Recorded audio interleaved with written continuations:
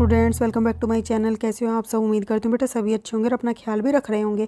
तो बेटा आज हम करने जा रहे हैं अपनी वर्कशीट नंबर 55 9th क्लास के बच्चों के लिए। बेटा साइंस सब्जेक्ट की है, 13 तारीख के, ठीक है। जिसमें बेटा हम क्या करेंगे, ग्रेविटेशन के बारे में जानेंगे, ठीक है, यानी कि फ्री फॉल के बारे में हम जानेंगे। तो देखो, जिज्ञासा दीदी से क्या पूछता है ज्ञान? जिज्ञासा दीदी, how do the object throw upward fall on the earth surface.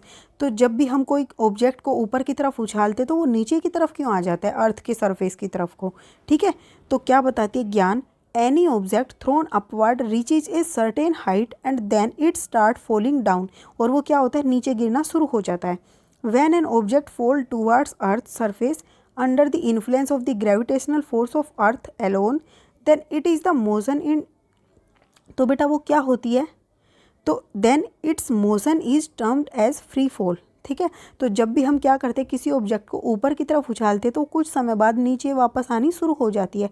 तो इस कंडीशन में जो उसकी गति होती है उसको हम क्या कहते हैं, फ्री फॉल, क्योंकि इस पर अब कोई फोर्स नहीं लग रहा होता, सिर्फ एक फोर्स लगता है जो कि क्या है, अर्थ का gravitational force. During free fall the direction of motion remains the same. और बेटा डायरेक्शन इसकी नीचे की तरफ रहती है हमेशा, ठीक है।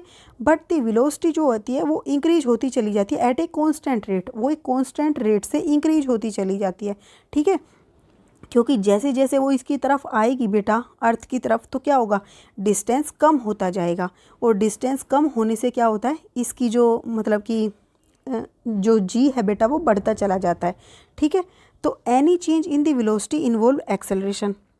अब बेटा देखो, जो भी चेंज होता है वेलोसिटी में, चाहे वो डायरेक्शन में हो चाहे उसके मैग्नीट्यूड में हो, तो उसकी वजह से उसमें क्या आ जाती है, एक्सेलरेशन आ जाती है। The acceleration during the free fall is called as acceleration due to gravity, ठीक है। तो इसी को क्या बोलते हैं, एक्सेलरेशन ड्यू टू ग्रेविटी कहते हैं हम, ओके। अब बेटा देखो, इसको डिनोट किससे किया जाता है, जी से हम इसको डिनोट करते हैं। और इसका एसआई मात्रक भी मीटर पर सेकंड स्क्वायर ही होता है, क्योंकि ये एक एक्सेलरेशन है, बस इसको हम जी से दिखाते हैं। अब equation for acceleration due to gravity of the earth. अब बेटा देखो, जो ये है acceleration due to gravity of earth, इसको ड्राइव कैसे करते हैं, इसकी वैल्यू को कैलकुलेट कैसे कर सकते हैं। Let mass of the earth be M और mass of the object be M, small M. तो हमने मान लिया जो वो एक ऑब्जेक्ट थी और वो पृथ्वी पर आ रही थी, तो इसका तो मास क्या है, स्मॉल एम है, और इसका क्या है, कैपिटल एम है, ठीक है। ये इसका सेंटर है। तो इस सेंटर से हम इनकी क्या करेंगे, ये बीच का जो है इसको तो हम डी मान लेते हैं, डिस्टेंस, और ये इनके क्या है, मासी। तो अब हम जानते हैं बेटा, हमने लास्ट वर्कशीट में पढ़ा था, according to universal law of gravitation, जो फोर्स होगा इन दोनों के बीच में वो क्या होगा, F equal to capital G and product of masses, and इसका क्या होगा, inversely proportional to the square of the distance, ठीक है। तो ये आ गई हमारे पास समीकरण बेटा। अब from second law of motion we know that the magnitude force on an object is product of its mass and the acceleration, ठीक है। तो हमें पता है किससे बेटा, according to law of motion. आपने बेटा मोशन वाले चैप्टर में पढ़ा था, सेकंड लॉ ऑफ मोशन। वो क्या कहता है, जब भी किसी वस्तु के अंदर कोई मोशन आती है तो उस पर किसके कारण आती है, एक फोर्स के कारण आती है। और वो फोर्स किसके इक्वल होता है, जितनी उसके अंदर क्या होती है बेटा, जितना उसका क्या होता है, मास होता है, और जितना क्या नाम है उसके अंदर एक्सेलरेशन आती है, उनके प्रोडक्ट के बराबर होती है।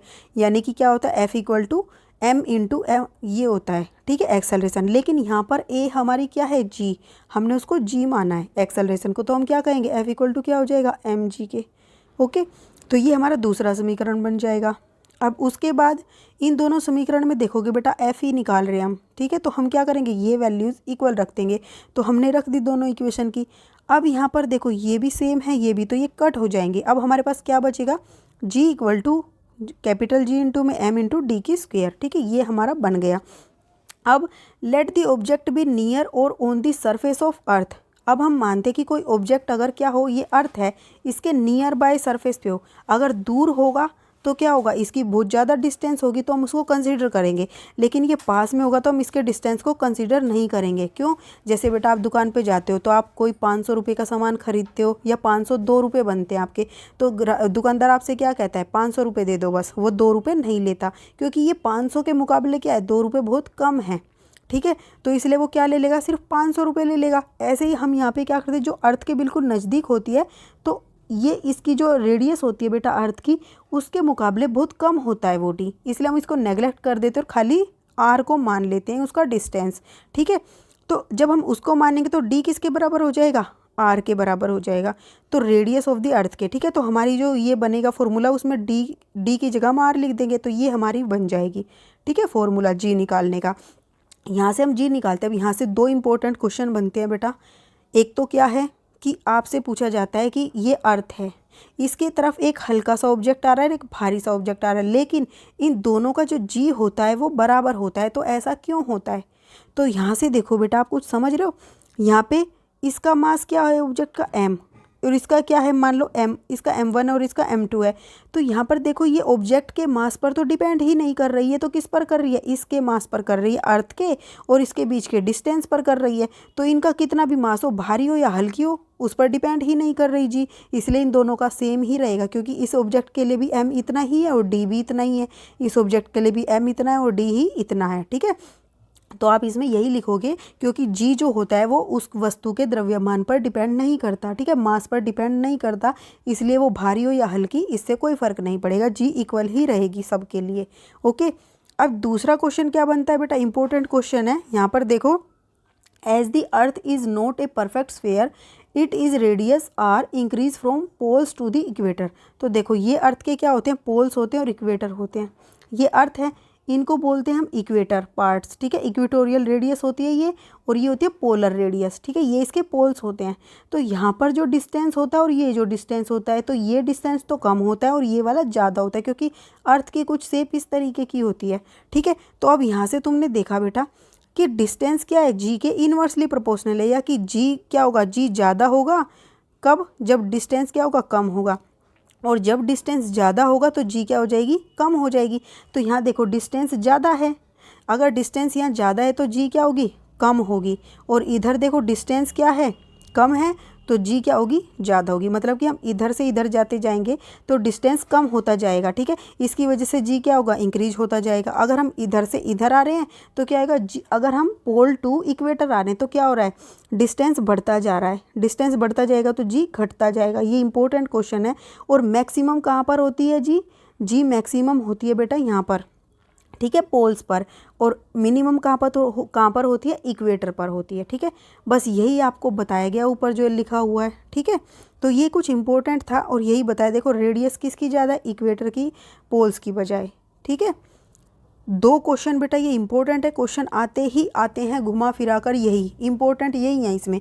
अब हम बाकी के क्वेश्चन करते हैं। फर्स्ट क्या है, explain free fall in brief. तो फ्री फॉल होता क्या है, जब भी बेटा किसी ऑब्जेक्ट पर कोई एक्सटर्नल फोर्स नहीं लगता, विदाउट ग्रेविटेशनल। देखो क्या लिखोगे, when an object fall towards earth surface under the influence of gravitational force of the earth alone, यानी कि वो केवल और केवल सिर्फ ग्रेविटेशनल फोर्स के उसमें ही इन्फ्लुएंस में, उसके प्रभाव में नीचे की तरफ गिरती है, कोई एक्सटर्नल फोर्स नहीं लगता, तो उसमें क्या होते हैं, उसकी मोशन को फ्री फॉल कहा जाता है। यहाँ से लेकर यहाँ तक आप उसमें लिख दोगे, ये होगी आपकी फर्स्ट। अब सेकेंड क्या है बेटा, सेकंड है आपकी what is the acceleration due to gravity, ठीक है। तो एक्सेलरेशन ड्यू टू ग्रेविटी क्या है और इसकी यूनिट क्या है। तो देखो एक्सेलरेशन ड्यू टू ग्रेविटी बेटा हमने यहाँ से पढ़ा था, the acceleration during the free fall is called acceleration due to gravity. और क्या लिखोगे, its unit is metre per second square and it is denoted by G, ये लिख दोगे आप, ठीक है, ये इट है। अब नेक्स्ट क्वेश्चन क्या है बेटा, नेक्स्ट क्वेश्चन है आपका derive the formula to calculate the value of G. तो जी को कैलकुलेट करने के लिए फॉर्मूला डिराइव करना है, तो आपको बेटा ये सारा करना है, ठीक है, यहाँ से ये सारा नीचे तक, ठीक है, यहाँ तक करना है, ओके, थर्ड में। अब फोर्थ क्वेश्चन कौन सा है बेटा, why the value of g is greater at pole in comparison with the equator. तो क्या बताओगे बेटा, देखो ये फॉर्मूला लोगे, ठीक है, तो यहाँ पे क्या करोगे आप, ऐसे लिख दोगे, ये रहा, as the earth is not a perfect sphere its radius R is increase from the pole to equator, as a result value of g become greater at the poles then the equator. और ये diagram बना दोगे, ठीक है, और formula भी लिख देना जिससे अच्छे से समझ आ जाएगा, ठीक है। ये हो जाएगी आपकी फोर्थ क्वेश्चन का आंसर। तो ये थी बेटा आपकी आज की वर्कशीट। उम्मीद करती हूँ आपको अच्छे से समझ आ गई होगी। फिर भी कोई डाउट हो तो कमेंट बॉक्स में पूछ लेना। इस वीडियो में इतना ही, अपना नेक्स्ट टॉपिक हम अपनी नेक्स्ट वीडियो में करेंगे। तब तक के लिए ऐसे हंसते रहिए, मुस्कुराते रहिए, पढ़ते रहिए और आगे बढ़ते रहिए। Thank you.